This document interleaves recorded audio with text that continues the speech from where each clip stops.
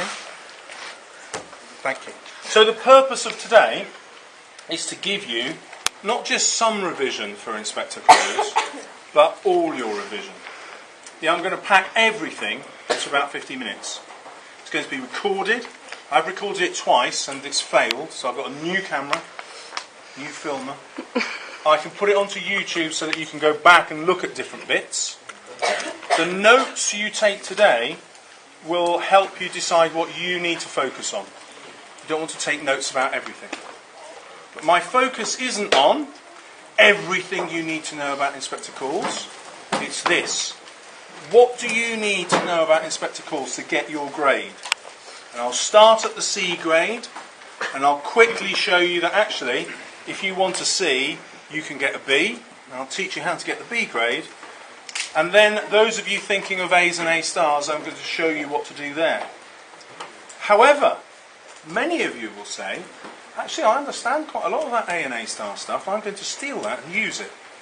And the great thing about this exam, the brilliant thing about this exam, is that the examiners are throwing marks at you. And I'll show you how that works. There are some tricks you can do that will force them to give you high grades. Force them. They won't be able to say no. So here we go. Inspector Calls. I start with the marking criteria. Yeah, because that's what the examiners are going to look at. I don't start with the play. If you're doing any revision for any subject, go to the marking criteria. You'll find that it's written for teachers, like this is. So the first thing I do is get all the teacher stuff out of it and make sense. So now it makes sense to me. It's the same criteria. And then I think, well, what does sustain mean? I know, it just means I quote a lot. Brilliant, all my pupils can do that. Then I think they have to interpret. Well, here's one of the tricks. What do you do to the examiner to say, pay attention, I'm interpreting? That's what you do. You say because, therefore, and consequently. And I know you can all do that. Now, this is where it gets slightly tricky. Pupils often forget to mention the writer. And you have to mention Priestley. If you mention Priestley, even twice, it's impossible not to get the C grade. Yeah? Impossible.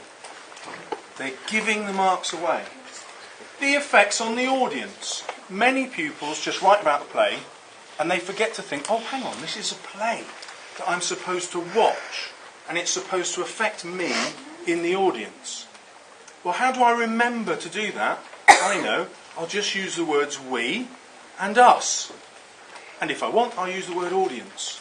If I'm using we and us, I know that the examiner knows I've done it. So that's band 3, that's my C grade. I'm hoping everyone's sitting there thinking, sounds like a bit of a doddle, really. So we move on. This is what the examiner has written for teachers. They publish a report every year, and they said, look, this is what D looks like. Sheila gets Eva sacked from Winwars because she was jealous of her. Used a quotation, said something about it, but not really built on it. That's a D. How do I make that into a C? She was jealous of her, and this gives her a motive to use her wealth and family name to threaten the shop owner. And you all know that, that's what she does. That's how to get to the C. You just explain something further. Past questions. Have a look at these. When you get your exam paper, you will notice that there are lots and lots of books on it that you've never read. Well, that's right, because you're only doing the ones that you've studied.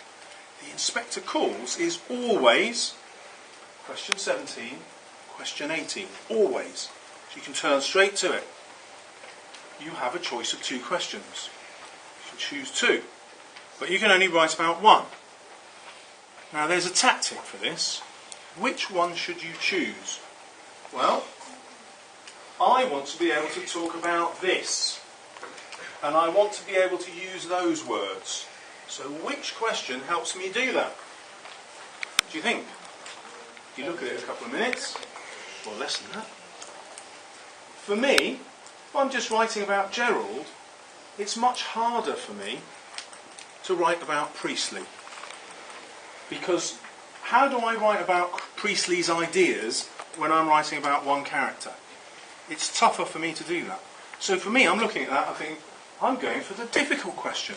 The one that says, write about Priestley. Because if I'm doing that, the examiner has to give me a C. Yeah, and that's a pattern all the way through.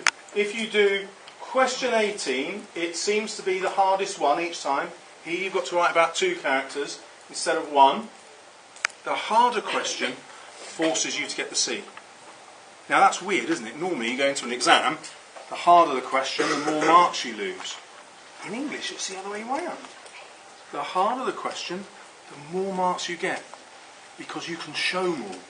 So choose the hard one. Now, you would have noticed this stupid word that the examiner's put in every question. What are the methods that Priestley uses? And you're thinking, I don't know what the methods are. You know, if you sat down and wrote a story or a play, you wouldn't think, what methods will I put in this? It's complete nonsense. So I'm trying to translate that for you. What does methods mean? And methods means, what does it represent? So, what do the characters represent? How do they show Priestley's ideas? I'll show you a lot about that this lesson. How do they represent the deadly sins? I'll talk to you about that as well. That's an easy way to get an A or an A star. How do they represent the class system?